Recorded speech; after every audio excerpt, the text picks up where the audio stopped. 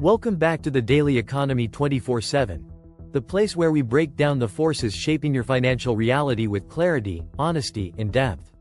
If you're here, it's because you care about understanding what's really happening beneath the surface of the economy.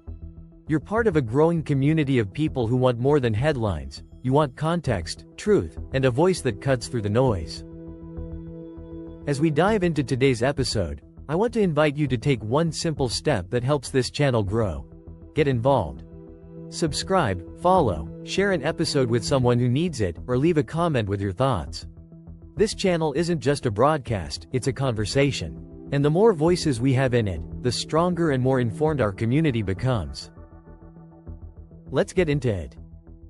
The story of the American labor market has always been told as a cycle, a rise, a fall, a recovery, a return to normal. But in 2025, that story is beginning to fracture. The familiar rhythm is still there on the surface, but underneath, the ground is shifting in ways that no longer fit the old pattern. The numbers still move up and down, but the meaning behind them has changed. The labor market is no longer simply reacting to economic conditions, it is being reshaped by forces that operate outside the traditional business cycle. And the first sign of that shift is found in the cracks forming beneath the headline data. For months, the unemployment rate hovered near historic lows, giving the impression of stability. But the revisions told a different story. The Bureau of Labor Statistics quietly adjusted months of job growth downward, not by a few thousand, but by hundreds of thousands. October's job gains were revised down by 105,000, and earlier months were collectively revised down by 258,000, revealing a labor market that was weaker than anyone realized. These revisions matter because they expose the early fractures, the subtle weakening that precedes a larger shift. By December 2025, the unemployment rate had climbed to 4.6%, the highest in 4 years. On its own, that number doesn't sound alarming. But in context, it signals a turning point. Employers added only 64,000 jobs in November, far below expectations. And beneath that modest gain lies a deeper truth. Hiring has slowed dramatically, and layoffs, once rare, are becoming more common. The labor market is cooling, not because of a recession, but because the structure of work itself is changing. Economists describe the current environment as a low hire, low fire regime, a labor market that held steady for months, then suddenly began to wobble under the weight of political instability, rising costs, and a massive corporate pivot toward automation. Companies aren't just cutting jobs, they're rethinking their entire workforce strategy. They're trading human headcount for algorithmic efficiency. They're redesigning operations around AI systems that don't need breaks, benefits, or onboarding. And they're doing it at a scale that is beginning to show up in the data. In the first 8 months of 2025 alone, 806,000 Americans lost their jobs, more than the total for all of 2024. July saw 62,000 layoffs, one of the highest monthly totals in years. And while some of these cuts were tied to economic uncertainty, a growing share were explicitly linked to automation and AI adoption. Challenger, Gray and Christmas reported that 55,000 layoffs in 2025 were directly attributed to artificial intelligence, a number that would have been unthinkable just a few years ago. These are not cyclical layoffs. They are structural replacements. The cracks in the system are not just numerical, they are emotional. Workers across the country are beginning to sense that something is different. They feel the ground shifting beneath their feet, even if they can't articulate why. They see job postings that require skills they don't have. They see companies investing in automation instead of training.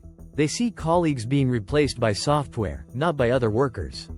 And they feel a new kind of uncertainty, not the fear of a temporary downturn, but the fear of becoming obsolete. This emotional shift is one of the most important, and least discussed, aspects of the current labor market. For generations, workers could rely on a simple formula: gain skills, work hard, build a career, achieve stability. But in the structural shift, that formula no longer holds. Skills expire faster, careers are less linear, stability is harder to find, and the path forward is less clear. Workers are not just navigating economic change, they are navigating an identity crisis. Businesses feel the pressure too. Executives sit in boardrooms reviewing charts that show slowing revenue, rising costs, and uncertain forecasts.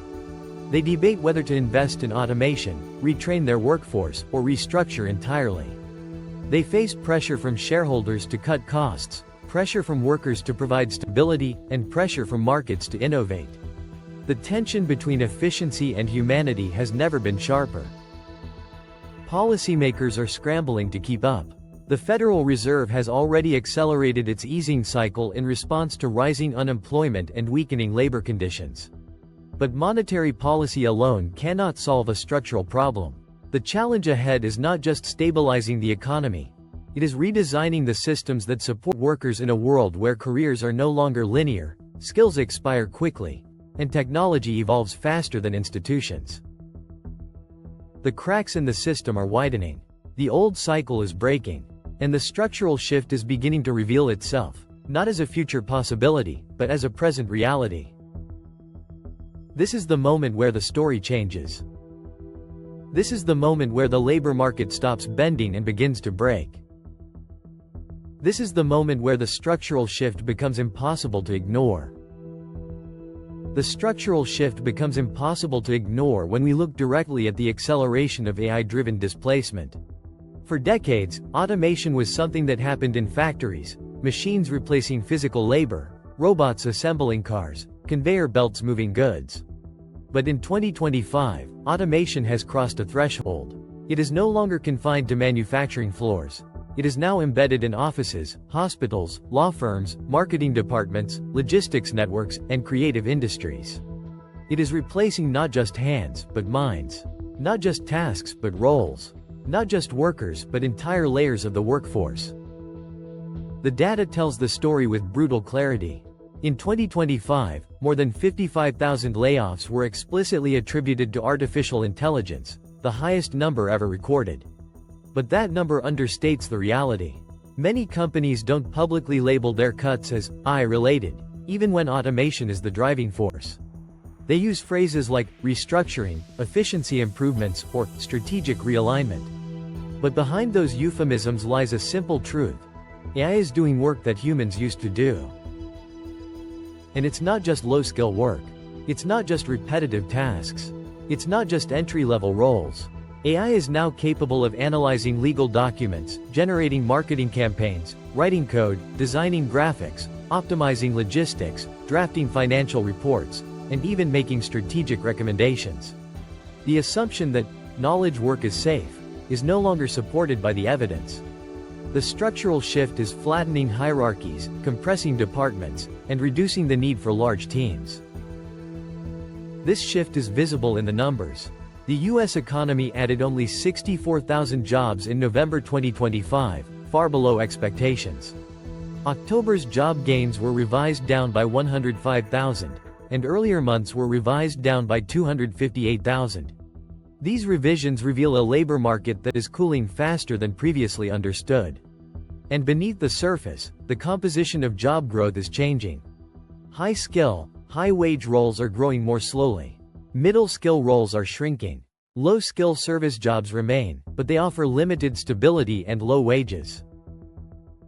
This is the hollowing out of the labor market, the quiet erosion of the middle. It is one of the defining features of the structural shift. But the structural shift is not just economic, it is deeply human. It reshapes how workers see themselves, how they plan their futures, how they define success, and how they cope with uncertainty. The emotional arc of unemployment is not linear. It begins with shock, the sudden disruption of routine, the loss of structure, the fear of the unknown. It moves into determination, the burst of energy that comes with updating resumes, applying to jobs, and believing that the search will be short. Then comes frustration, the silence, the rejections, the interviews that go nowhere. After that, doubt, the questioning of skills, choices, and identity. And finally, adaptation, the acceptance that the path forward may not look like the path behind. Workers navigating the structural shift are not just losing jobs, they are losing identities. A job is more than a paycheck. It is a source of meaning, purpose, and belonging. It is a way of introducing yourself to the world. It is a way of understanding your place in society. When that identity is disrupted, the emotional impact can be profound. Workers feel unmoored, disconnected, uncertain of their place in the world. They question whether their skills are still relevant, whether their careers are still viable, whether their futures are still secure. This emotional weight is one of the most powerful, and least discussed, aspects of the structural shift. It affects mental health, relationships, and community cohesion. It shapes how people vote, how they engage with institutions, and how they respond to change.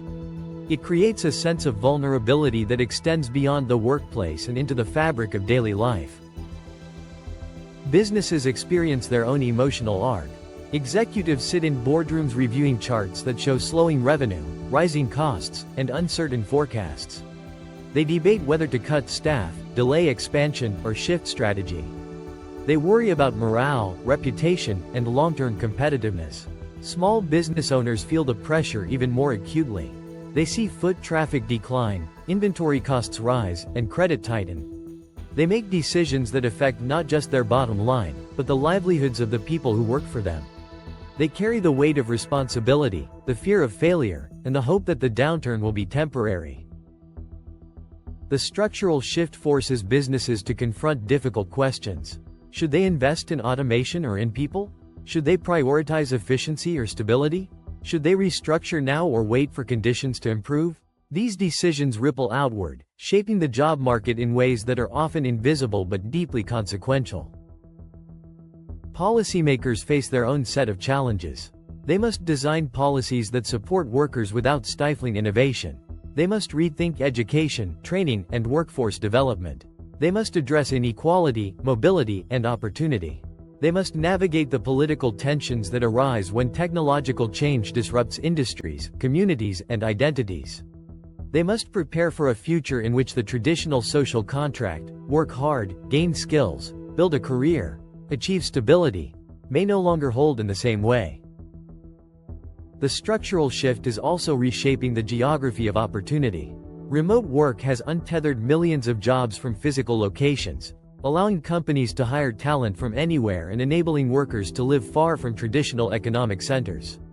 But automation is hitting rural and industrial regions hardest, replacing jobs that once formed the backbone of local economies. The result is a widening divide, not just between individuals, but between entire communities. Some cities are booming, fueled by tech, research, and innovation. Others are hollowing out, losing population, investment, and opportunity. This divide has political consequences. Communities that feel left behind often experience frustration, distrust, and a sense of abandonment. They see the economy growing, but not for them. They see innovation accelerating, but not in ways that benefit their families. They see policymakers talking about the future of work, but not addressing the realities of their present. The structural shift is not just an economic transformation, it is a cultural one. It reshapes the values, norms, and narratives that define modern life. It influences how people view success, how they measure progress, and how they define fulfillment. It affects how people vote, how they engage with institutions, and how they respond to change. And yet, within this disruption lies possibility. The structural shift is creating new industries, new roles, and new pathways for workers who can adapt. It is enabling entrepreneurship, creativity, and innovation on a scale that was unimaginable a generation ago. It is pushing companies to rethink how they train, support, and develop their workforce. It is challenging policymakers to build systems that are flexible, responsive, and equitable. But the stakes are high. If the structural shift is managed well, it could lead to a more dynamic, innovative, and inclusive economy. If it is managed poorly, it could deepen inequality, destabilize communities, and leave millions behind. The next decade will determine which path we take. Because the structural shift is not just changing the labor market, it is redefining the meaning of work, the structure of opportunity, and the shape of society. The structural shift reaches its most profound expression in the choices we make now, the decisions that will determine whether the next decade becomes a story of renewal or a story of decline. Because the truth is this: the future of work is not predetermined. It is not a fixed outcome. It is a landscape shaped by the actions of workers, businesses, policymakers, and communities. And in this moment, the stakes could not be higher. To understand where we're heading, we have to begin with the most fundamental question. What does work become when technology can do what humans once did? For generations, work was the anchor of identity, the foundation of stability, the pathway to opportunity. But in the structural shift, work is becoming more fluid, more fragmented, and more uncertain. The old promise, that hard work leads to security, is being rewritten. And the new promise is still unclear. The first force shaping the future is skills, not just technical skills, but adaptive skills. In a world where knowledge expires quickly, the most valuable skill is the ability to learn, unlearn, and relearn. Workers who can pivot, who can absorb new tools, who can navigate ambiguity, will thrive. But workers who rely on static skill sets will face increasing vulnerability. This is not a judgment, it is a reality of the new labor market. The half-life of skills is shrinking. The pace of change is accelerating. And the ability to adapt is becoming the new currency of opportunity. But adaptation alone is not enough. The structural shift demands a new kind of resilience, not just emotional resilience, but economic resilience. Workers need safety nets that reflect the realities of modern work. They need access to training that is flexible, affordable, and aligned with the demands of the economy. They need systems that support transitions, not just careers. They need policies that recognize that work is no longer a straight line, but a winding path with unexpected turns. This is where policymakers face their greatest challenge.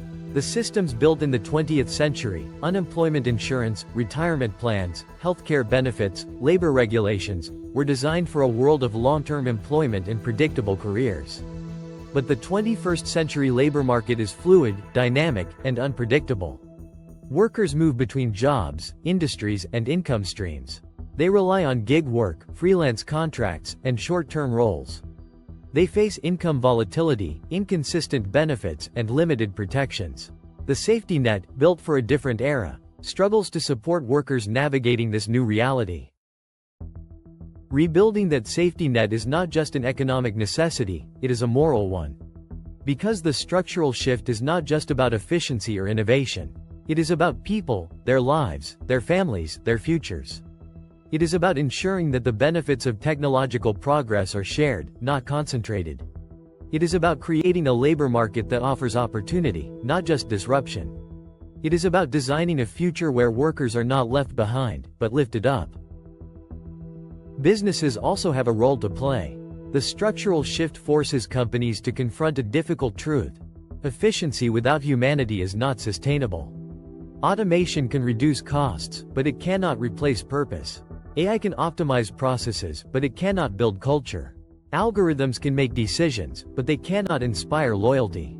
Companies that prioritize short-term gains over long-term stability risk losing the trust of their workforce. And once that trust is broken, it is difficult to rebuild. The companies that will thrive in the structural shift are those that invest in their people. Those that provide training, support, and pathways for growth. Those that balance innovation with responsibility. Those that recognize that workers are not just inputs but partners. Those that understand that the future of work is not just about technology, but about humanity. Communities face their own version of this challenge. The structural shift is reshaping the geography of opportunity, creating winners and losers in ways that are both predictable and surprising. Tech hubs and innovation corridors continue to grow, attracting investment, talent, and opportunity.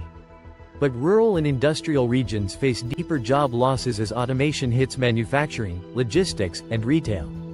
The divide between opportunity regions and left-behind regions is widening, and with it, political and social tensions. Rebuilding these communities requires more than economic development. It requires a reimagining of what opportunity looks like. It requires investment in infrastructure, education, and entrepreneurship. It requires policies that support mobility, both physical and economic. It requires a recognition that the future of work cannot be concentrated in a handful of cities, but must be distributed across the country. And then there is the most personal dimension of all, identity. The structural shift forces individuals to confront questions that go beyond economics. Who am I without my job? What is my purpose in a world where roles are constantly changing? How do I build a future when the ground beneath me is shifting? These are not abstract questions. They are deeply human ones. They shape how people see themselves, how they relate to others, and how they navigate uncertainty. They influence mental health, family dynamics, and community cohesion. They affect how people vote, how they engage with institutions, and how they respond to change. The future of work will require a new kind of identity, one that is not tied to a single role, but to a set of capabilities. One that is not defined by a job title, but by a sense of purpose. One that is not anchored in stability, but in adaptability. This is not easy. It requires courage, resilience, and a willingness to embrace uncertainty. But it is also an opportunity to redefine what work means, what success looks like, and what fulfillment feels like. The structural shift is not a crisis to be feared, it is a transition to be navigated. It is not a collapse, it is a transformation. It is not the end of work, it is the evolution of work. But the outcome is not guaranteed. The next decade will determine whether the structural shift becomes a story of renewal or a story of decline. Whether it becomes a moment of opportunity or a moment of loss. Whether it becomes a catalyst for progress or a source of division. The choices we make now, as workers, as businesses, as policymakers, as communities, will shape the future of work for a generation. Because the structural shift is not just changing the labor market. It is redefining the meaning of work, the structure of opportunity, and the shape of society. And the story is still being written. Thank you for spending this time with me today. If this episode gave you clarity, challenged your thinking, or helped you understand the economy in a deeper way, I want to encourage you to stay connected. Follow the channel, share this episode with someone who would benefit from it, and jump into the comments to tell me what stood out to you.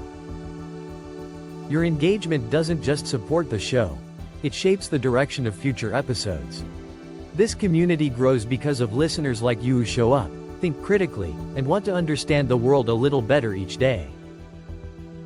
So stay involved, stay curious, and stay ready for the next chapter. This is the Daily Economy 24/7, and we're just getting started.